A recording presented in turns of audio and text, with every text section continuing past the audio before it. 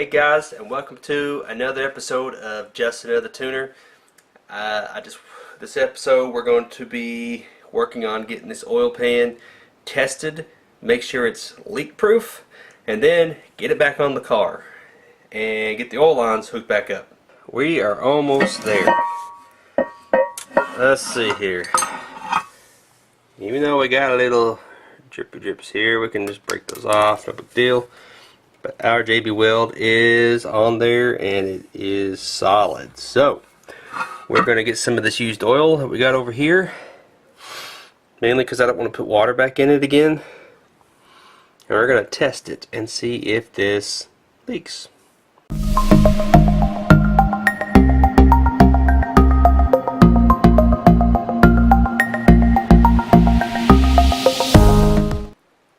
Okay, so we tested it. We tested the plug. It is leak proof. It does not leak. I let it sit there for a good 3 or 4 minutes and it never once started leaking out. So I think we're good. So we gotta get our cover here that we pulled out of the pan. We gotta put it back on the pan. Well, first clean it up and then put it back on the pan. Get that bolted in, and then we're gonna test fit the oil pan, because there's a certain way that it has to go on for it to actually go on. So I'm going to do that first, just to make sure that I know how it's supposed to go, and then we'll pull it back off, put the gasket maker on, and then give it a whirl.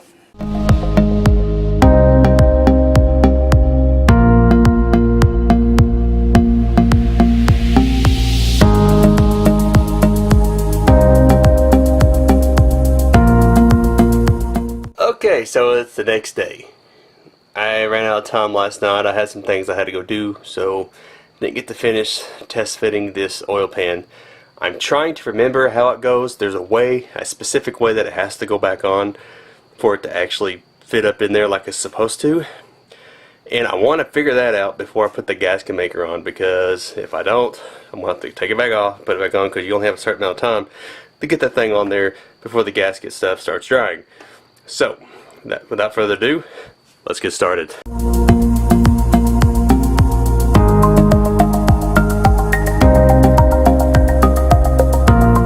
This is why we test fit before we just put the gasket on there and just throw it up there.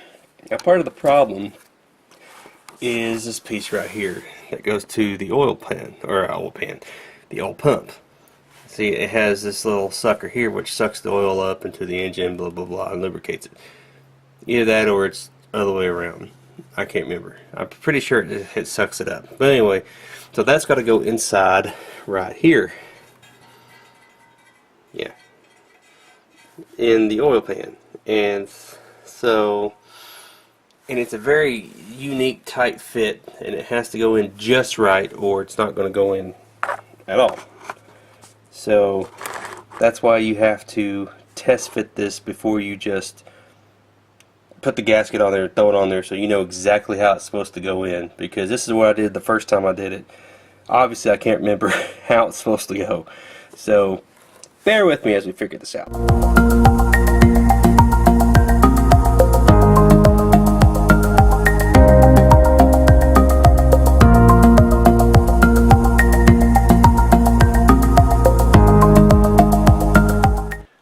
Bottom motor mount has to be moved out of the way for it to slide up in there like it's supposed to. So now I'm just going to get the gasket maker put on and slide it up on there and bolt it in, and then we'll bolt that mount back whenever we're done. Okay, so now we're in the car, heading to the auto parts store. Apparently my gasket maker is bad, so let's go!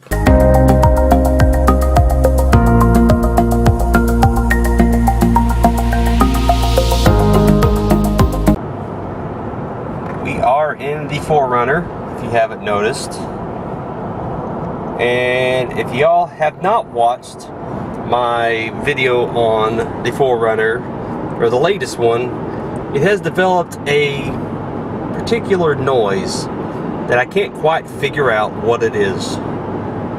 So I'm going to leave a link in the description below, and maybe you all could help me figure it out. You can't really hear it in here. Let's see. No, you can't really hear it while it's moving. You can hear it pretty good when it's at a standstill or idle. But just go. We had the po-po behind me. Oh, let's see. Up. No, well you caught it in the window.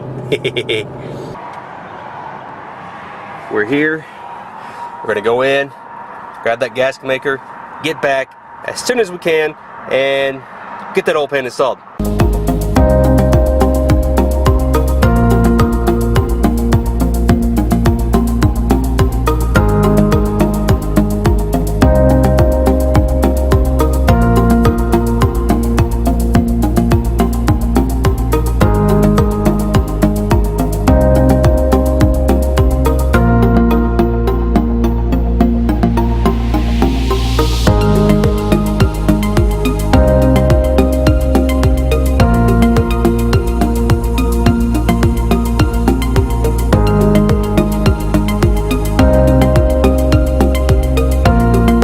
Got this sucker on.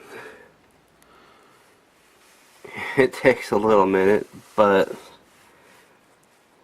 there is the finished product. Got the air conditioner screwed back on.